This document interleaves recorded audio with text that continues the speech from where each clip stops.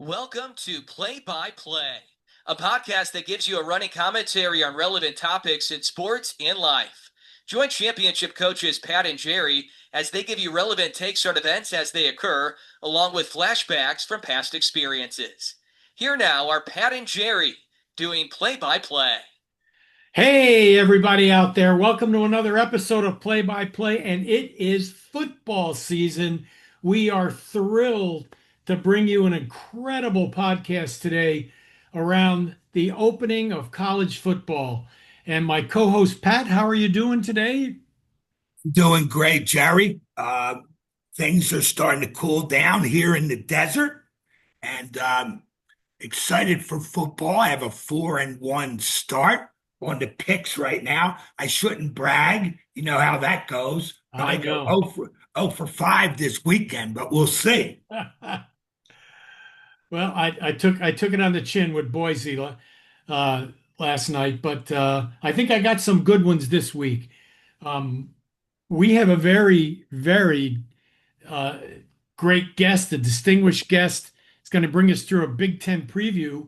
Why don't we bring him on and then let's talk some picks for our fans?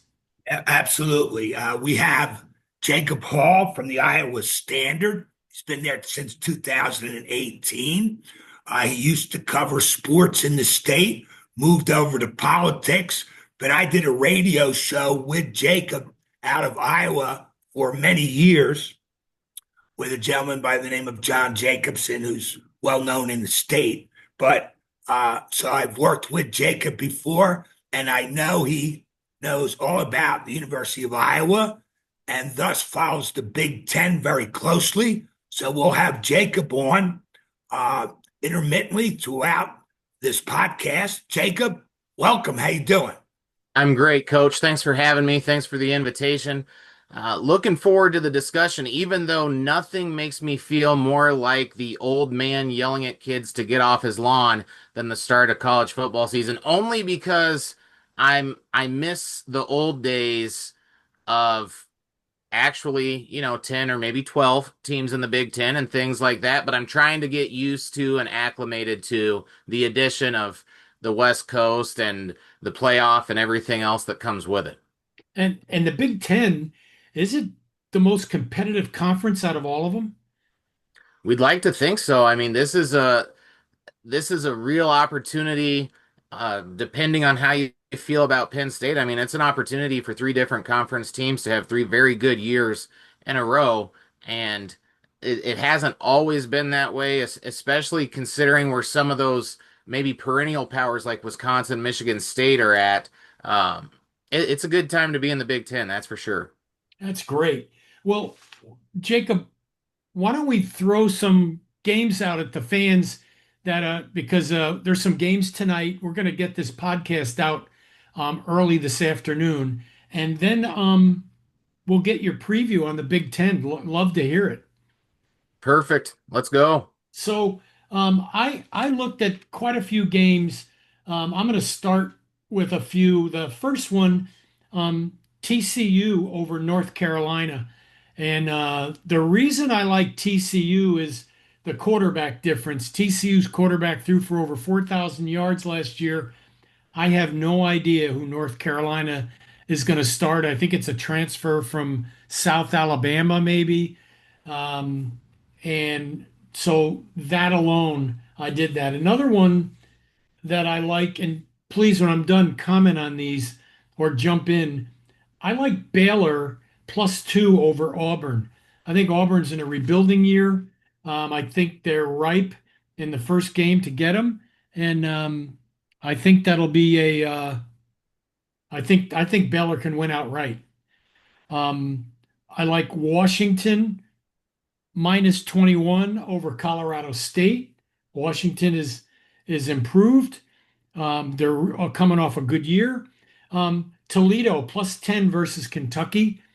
Kentucky is down this year. Don't see them doing well. Another one, Miami +2.5 against Notre Dame. Um, my again, it comes down to quarterbacks. No, Freeman, Coach Freeman, since he's been there, in the opener, they've not scored a lot of points. And I think I would lean more toward the under in that game, but Miami has Carson Beck, the Georgia transfer quarterback, he's a legit quarterback. Notre Dame has a new quarterback, and I assume they're going to try and run the ball um, in that game. And then finally my 10.3 team teaser is Baylor, Tennessee, and the under in the Notre Dame Miami game. That's my lineup. What do you guys think? Go ahead, Jacob. I mean, I think I agree with a lot of those. I know Washington was one of the teams that I kind of thought maybe flying a little bit under the radar just in terms of where some people expect them to finish in the Big Ten, and I expect them to have a good opening week. Um, I'm not as sold maybe with Baylor against Auburn, but that's just because maybe it's a little bit of the bias that you develop against some of those old Big 12 teams.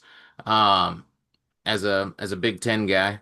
And then the Notre Dame Miami game, I do find to be very intriguing. I think college football is just infinitely better when the U is the U and Miami is a good, solid program. And it would be fun to see them kind of, rise back to prominence and be able to actually sustain it. The under makes a lot of sense in that game. I think Jerry had a lot of good points when he talked about Coach Freeman and the offense at Notre Dame. And if they're successful at running the football, obviously fewer possessions should mean fewer points. So there's not a lot there that I would disagree with. And it sounds like Jerry may be due after last night. So I don't want to disagree with anything. Hey, I hope so. If you notice, I stayed away from two big games, LSU Clemson. The reason is LSU is 0-5 in their last five openers. And Kelly says he's going to change that, but I just can't trust LSU. But you got the two best quarterbacks in the country, I guess, arguably, in that game. And then, of course, I'm not going anywhere near Texas, Ohio State. That makes a lot of sense. Texas, that I want to see what Ohio State looks like before I get too excited about the Buckeyes. Let me jump in on a couple of Jerry's picks. I think that North Carolina, gentlemen, has 40 new players on the team, total rebuild. I don't care how many Super Bowl rings Belichick has. At this point in time, his roster's not ready. TCU, experienced coach. The Frogs have 14 starters back, gentlemen, and they're returning starting quarterback Josh Hoover. I believe that TCU, and now Phil Steele, the Bible of college football, is picking North Carolina in this game. I find that hard to believe. I'm taking TCU, and I think the inexperience of UNC will bear out. The other game that I liked that Jerry picked was Notre Dame Miami. I do believe, and Jacob already referred to this, so I'll be brief. CJ Carr is the starting quarterback for Notre Dame, flat out rookie, has no games under his belt. And the Miami quarterback played 3 years at Georgia. It's not a fair fight. Again, Phil Steele takes Notre Dame by 7 here. But I think Miami will take the points and cover. Now, the other thing, as I'm listening to college sports radio, gentlemen, and going over the weekend's games, this guy, Amal Shaw from VSiN Network, the Vegas Sports Information Network, is basically on all the unders in the opening weekend because of too many inexperienced teams, too many transfers, and too many young quarterbacks. The one game where he probably would go over is Clemson LSU because both quarterbacks have played 3 or 4 years. So, in that vein, I'm going to take the under of Texas, Ohio State at 48 points. And I'm going to take the under of Syracuse, Tennessee at 51 points. And then the other game I'm going to take tonight, I think UNLV at Sam Houston State. UNLV under Dan Mullen has a strong offense. They scored a lot of points the other night or last weekend. They're at Sam Houston, which is a FCS team. I know a little bit about Sam Houston because we at New Mexico State play them in this league. It'll be a tough game, but I'm going to take UNLV minus 9.5 because they have a very strong offense. They might struggle early, but cover in the end. So there's my 3 picks. I liked Sam Houston in that one, but going back to TCU North Carolina, the unmentionable from being a Patriots fan for a long time is you have no clue what Belichick's going to do. He's amazing at surprising people and using personnel. So I'm really curious to see what shows up because there's not a lot about Carolina. I'm curious if there's an over/under on the amount of seasons or games Bill Belichick actually serves at North Carolina, because I think I'd like to get on that. Yeah, it could be a quick in and somewhere else. Um, uh, Coach, I'm kind of curious. You took a couple unders. I am an offense guy. In high school, I was all about the Arena Football League. To this day, that's affected me because I just physically cannot bet an under because I always cheer for points. Are games more or less exciting to you? Obviously, I'd rather win, Right. but the under, I'm just curious on what you think about that. Well, I'm taking the under based on, again, inexperienced quarterbacks, too many transfers, not enough time together. What's interesting is, and we'll get to this, when you go to the Big Ten and you analyze that league, there's a lot of returning players, but there's a reason for that. And the reason is, obviously, they have the money to sustain rosters. So when they need 1 or 2 guys, they go out and pick them off somebody else's team. But like Belichick had to bring in 40 new guys. What's his name? Coach Prime at Colorado has like 35 new guys. So the under, I think later on, the over will be in play. But I'm going with the logic that early on, the under will serve me well because of inexperience. Texas OSU, brand new quarterback from Ohio State, brand new, Julian Sayin, no games under his belt. Arch Manning, he's played, he'll be pretty good, but they're at Ohio State. I see that as a defensive game. So I lean with Jacob. I like points, and I'm usually an over better when I bet.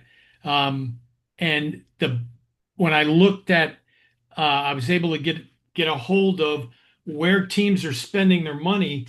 Every conference is spending more money on offense, and of course, quarterbacks getting the most money, except one. The Big Ten is spending 45% of their nil money on offense, the rest on defense, compared to the SEC, 57% offense, the Big 12, 64%, the ACC, 70%. And of course, the quarterbacks in the ACC are getting 19%. The quarterbacks in the Big 12 getting 23% of the money. I thought that was really interesting. Yeah, you kind of wonder if part of that has to do with the weather that you encounter in the Big Ten later in the season. I don't know. I'm just trying to basically make an excuse for that. But I think the Big Ten has long prided itself on good rushing attacks, good defenses. And I do think that's changing. I do think it's changing a little bit here in recent history, but I think the weather being the great equalizer that it can be in the Midwest in November and December probably has something to do with that. So, Jacob, why don't you take us through the Big Ten? That's a good start for us, and let us know about the hot spots and what your thoughts are. Yeah, I mean, it starts with Ohio State and what exactly they're going to get from the quarterback position, defending national champions. Obviously, there's a lot of expectations. The question is, how does Ryan Day follow this up? And it depends on your philosophy. I think there's a lot of people who follow the old adage, in order to be the man, you got to beat the man. And until Ohio State loses, they're the man. Um, I feel like the Buckeyes obviously have a lot to replace, and everybody's high on their receiving core, everybody's high on their defensive secondary. Um, but as you just alluded to, Jerry, a lot of it comes down to quarterback play, which is why I think Penn State obviously has the advantage going into the season. The Nittany Lions seem to be a popular pick, not just for the Big Ten Conference, but potentially a national championship.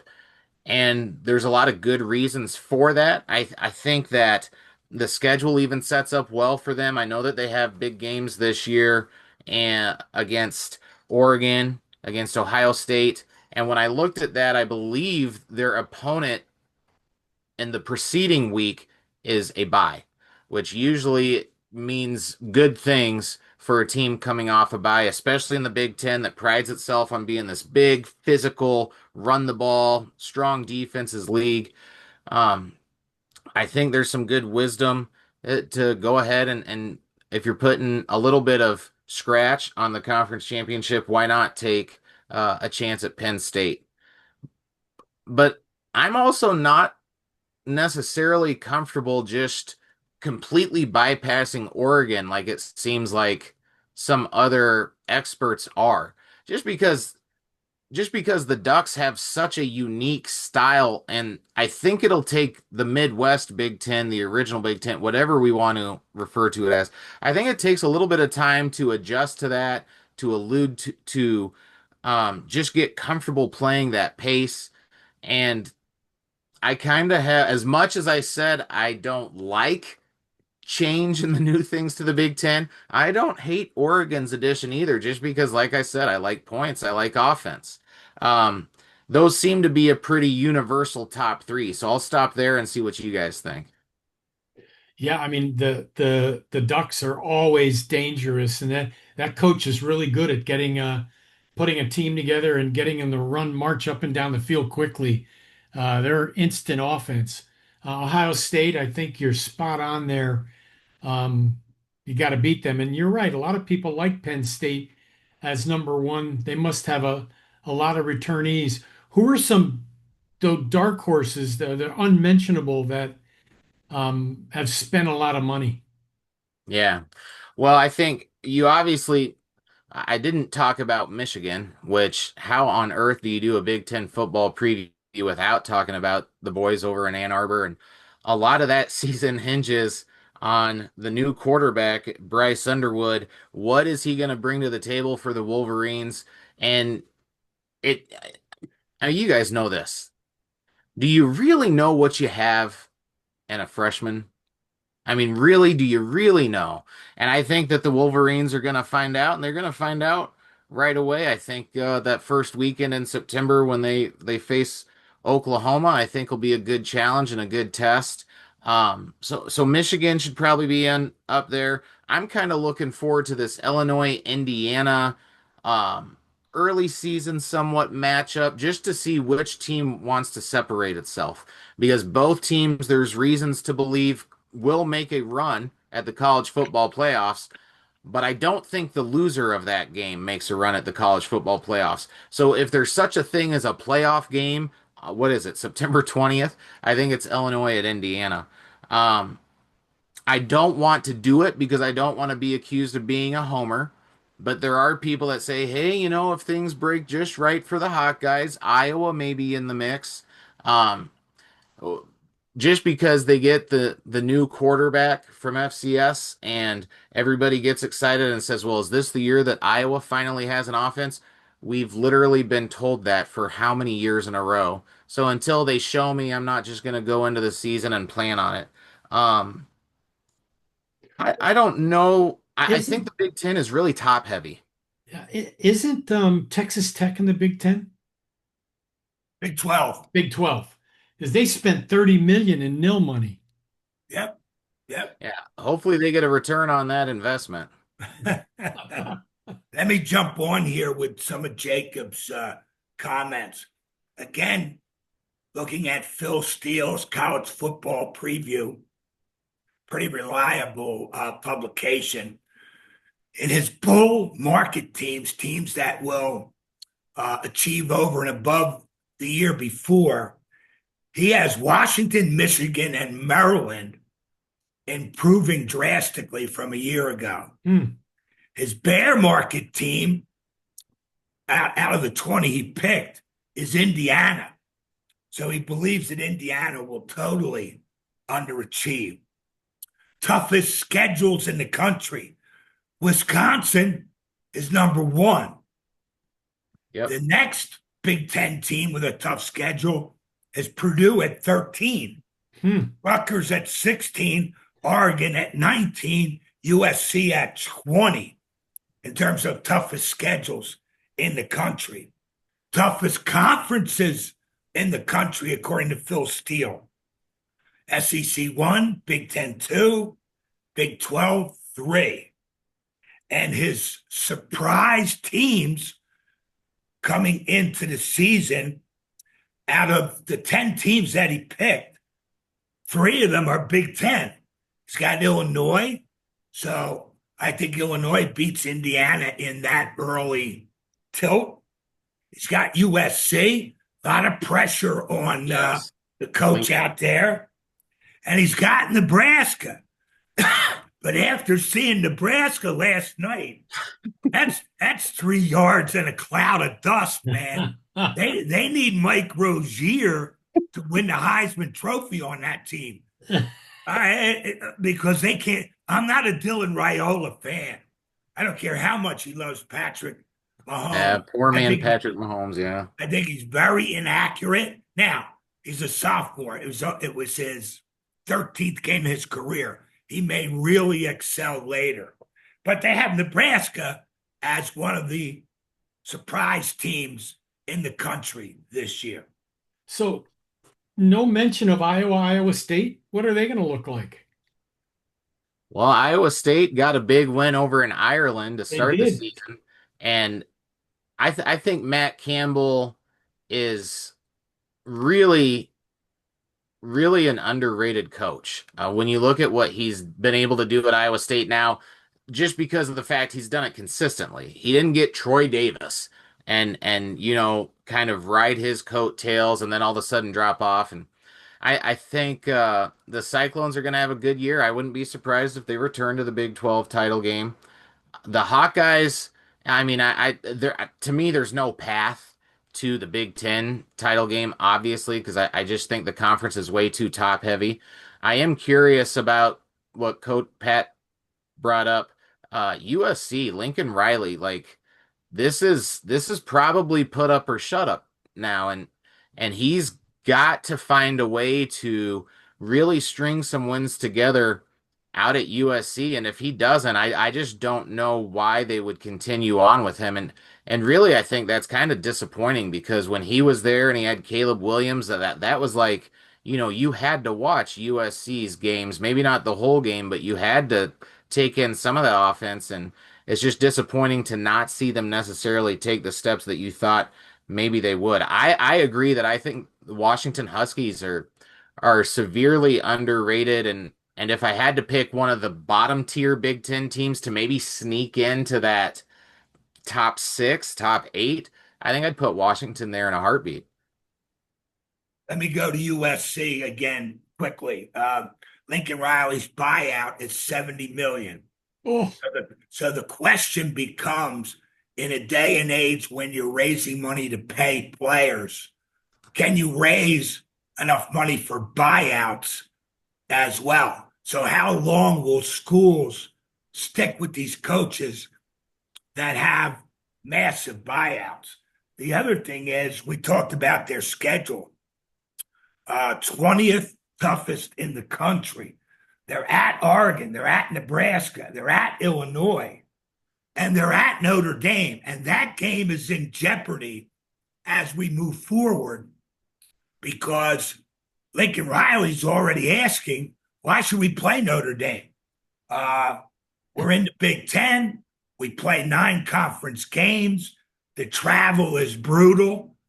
Why should we play a non-conference team the caliber of Notre Dame? Now, I think that was answered last week when the college football playoff announced that strength of schedule was going to be a key component. So they want SEC and Big Ten teams to not only play non-conference games, 9 non-conference games, but to play one Power 4 team in their non-conference schedule. So maybe that Notre Dame game versus USC survives. So with the Big Ten being top heavy, how many teams do you think they have an opportunity to get in the playoffs? Go ahead, Jacob. I would probably put the over under at about 3.5, maybe 4.5. I tend to say 4. I think it's the 3 that I feel fairly good about. The top 3 that we already talked about a lot, and then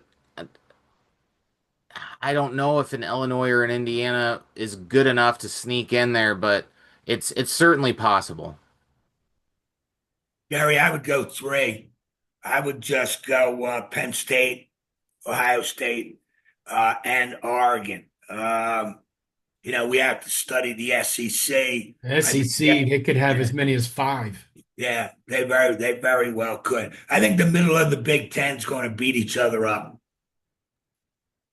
Yeah. I mean, as top heavy as it is, I do think there's a lot of parity once you get to the middle of it. And there's solid teams that are tough to beat on their home field.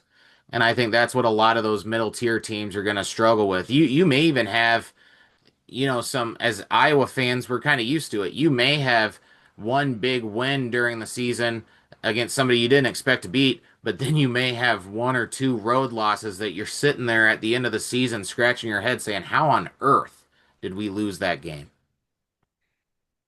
Yeah, looking at the top teams in the Big Ten, Penn State is number 2 in the AP national poll. They're 0-7 versus Ohio State and Michigan in the last 3 years. They have Oregon and Indiana at home, and they travel to Columbus.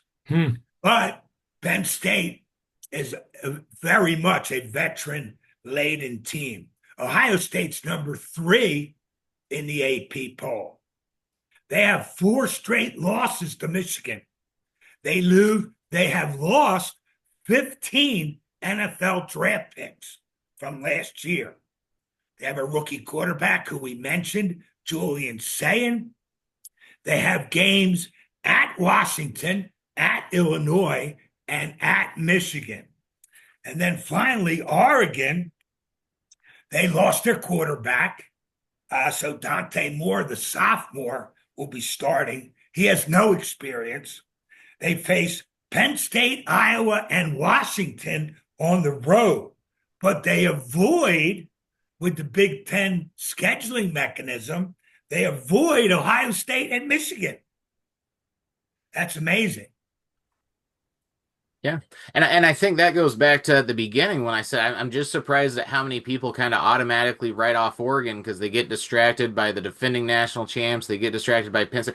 And I think the one thing we haven't talked about with Penn State that we should is as good as their quarterback play and their defense is, when you've got 2 pretty elite running backs in the Big Ten, the game gets a lot easier. And I think that's where you feel like if you're Penn State, you can win the game throwing, you can win the game running, and you can win the game on defense. You're sitting pretty darn good come November, December. It's going to be real interesting. I mean, and we're talking about all these teams sit under Texas, and nobody knows what they're going to do. That's a lot of pressure on Arch, but they do have a great offense. I mean, I can't wait to see that game against Ohio State. How much do you think you guys can, how much would you say you can take away from this Texas Ohio State game? Given that it's a freshman, you probably can't take away much, but you can certainly see, at least from Texas standpoint, you can see how their offense and defensive plays, their line, and how they protect Manning, how the defense plays against Ohio State. But it's a long season. So much could change. We talked about this last week, Pat, that if Manning somehow pulls off this win and takes Texas to their first national championship since Bryce Young, does he stay in college?